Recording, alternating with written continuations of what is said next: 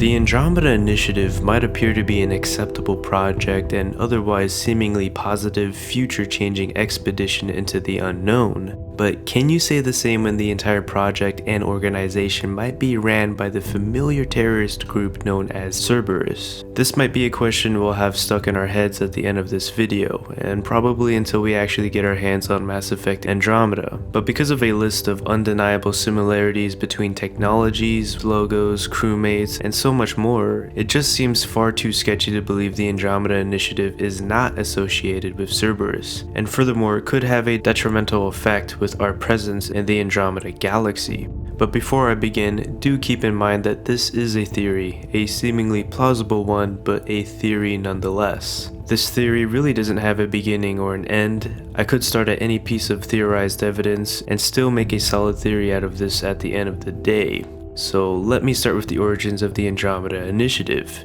It was first founded in the year 2176, and before its launch in 2185, roughly 8 to 9 months later, the Reaper invasion took place. Wow, perfect time to leave the galaxy, huh? Oh no, bloke, don't suggest that the Andromeda Initiative was aware of an imminent Reaper invasion. Well, actually, if the Andromeda Initiative was organized by Cerberus, then yes, they indeed were aware of the imminent Reaper invasion. What? How can that be? Shepard was the first to know about the Reaper invasion in 2183, which wouldn't be enough time for the Andromeda Initiative to create their ships. Actually, Shepard was not the first. Someone else we greatly have a history with knew about them before Shepard did. Immediately following the First Contact War, an anonymous individual posted a manifesto on the extranet that warned about an imminent and inevitable alien attempt at human genocide. Now, the only argument someone could make against this is that this individual was not aware of what alien race would actually commit this genocide. But I can easily tell you that an argument such as that is irrelevant to begin with. It doesn't matter if it was the Hanar that attempted a human genocide. The important thing is someone was aware of an imminent alien invasion and the scale of it, way before the events of both the Collector and the Reaper invasion took place. And to be more specific, this manifesto was posted in the year 2157, and guess who posted it? The Elusive Man, who not only posted this manifesto in 2157, but also founded Cerberus in the same exact year. So yes, Cerberus was far more aware of the large-scale invasion and genocide before Shepard even turned 4 years old.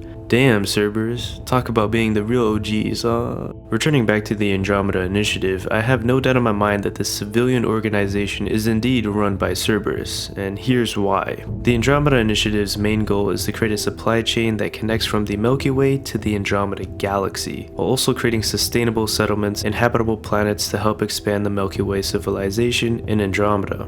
The real issue is, by the time Mass Effect 3 came around, we've only been able to explore 1% of the Milky Way. Like, 1% is a freaking lot in a galactic scale, and also really freaking small too. You know how many stars we have in our galaxy? Like, probably around 5 billion. Within that range, we should no doubt have an almost endless supply of resources to sustain ourselves for millions, if not billions of years. And at a time where we're still trying to get involved and become more fluent with our neighbors in the Milky Way, we instead fund an expedition to Andromeda. Like, why even create a seemingly pointless waste of current resources and money for an outlandish expedition to Andromeda, only to create a supply chain and new settlements, and for what? To add another color to the Mass Effect 3 endings?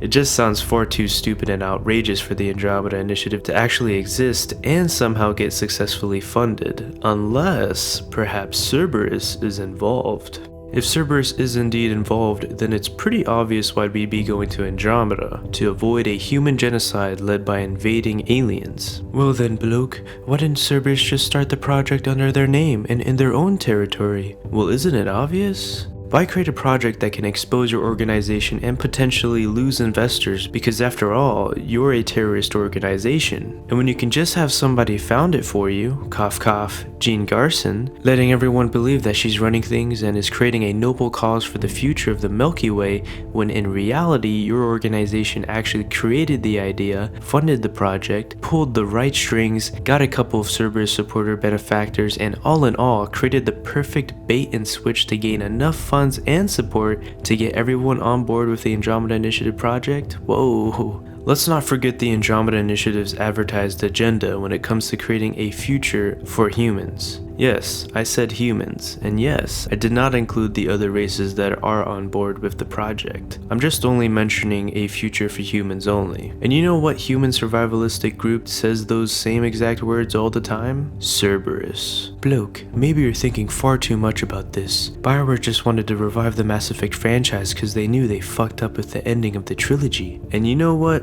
If that's the argument you're going to present to me, then you're more than likely correct. The only issue I have is that if BioWare is just trying to revive the Mass Effect franchise through the Andromeda initiative, it still doesn't mean that Cerberus is not involved. Personally, I don't have a single problem with Cerberus being involved in Andromeda's plot, because without Cerberus, I really couldn't find a complete justification for our purpose in the Andromeda galaxy. And therefore, probably might mean Mass Effect Andromeda might have a shitty plot introduction on its own fingertips, which if you care about the franchise, we should all be praying that there's a connection to Cerberus.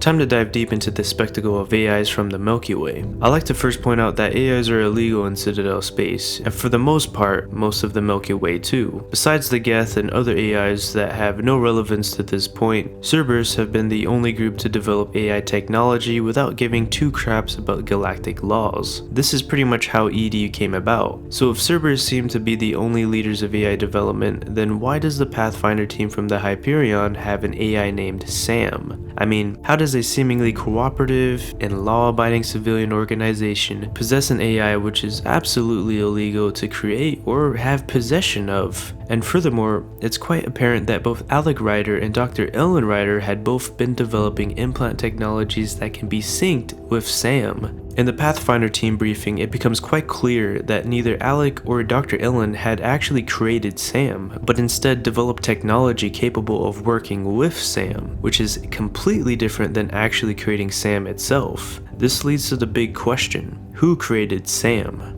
By the time the Andromeda Initiative launches, which is in December of 2185, the events of Mass Effect 2 had already ended several months since, and from what we can observe, during this same year, it was our first time meeting EDI, who was never used until after the creation of the Normandy SR2, where EDI was soon later installed into the ship. If EDI was the first successful AI to be created by Cerberus, then would Sam, only several months younger than EDI, actually be based off EDI, if not EDI herself? If so, then Cerberus created Sam, and if Sam was created by Cerberus, then Cerberus is involved with the Andromeda Initiative. And if Cerberus is involved with the Andromeda Initiative, then holy shit, maybe Cerberus is running the Andromeda Initiative after all.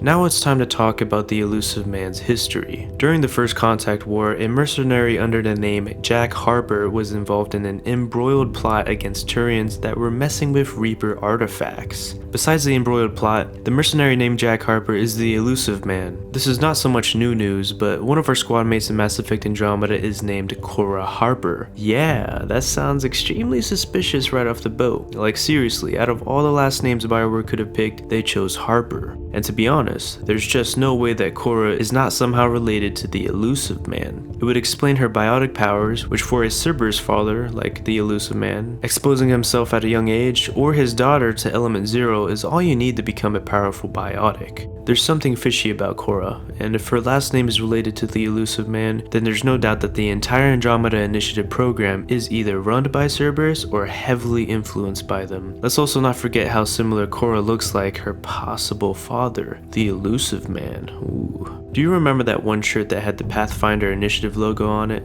Well, doesn't it look kinda similar to another logo? Especially with the choice of colors too. Oh boy, yeah. Looks like the color of its eyes come from its father, Cerberus. Oh, I like how the Andromeda Initiative really likes to use the color white. You know what other organization really likes to use the color white? Cerberus. Wow, those helmets, they look so familiar. Looks kind of like the Centurion helmets or the Cerberus Dragoons. Man, it also looks like this Cerberus Nightmare helmet. It seems like the Andromeda Initiative has some interesting design choices. So that's all I got for the Cerberus theory for now. There are likely a few more I missed, but regardless of that matter, those extra few more just shows how significant the possibilities of Cerberus being involved in Mass Effect Andromeda might be. At the end of the day, who knows what kind of outcome Cerberus would be expecting if they are indeed running the Andromeda Initiative. Is it to save humanity, or is it something much larger? Something that could transcend human lives and human leadership in the Milky Way and Andromeda? I guess we'll just have to wait and see. So what do you guys think about this Cerberus theory? And did I miss anything? Let me know in the comments below, and if you have any questions for me, also let me know in the comments below. If you enjoyed the video, make sure to hit that like button, and if you are new to the channel and want to join along for the ride, make sure to hit that subscribe button and hit the notification bell to officially know when I upload a new video. It has been yours truly, TheProperBloke, and hopefully I'll be seeing you on the next one.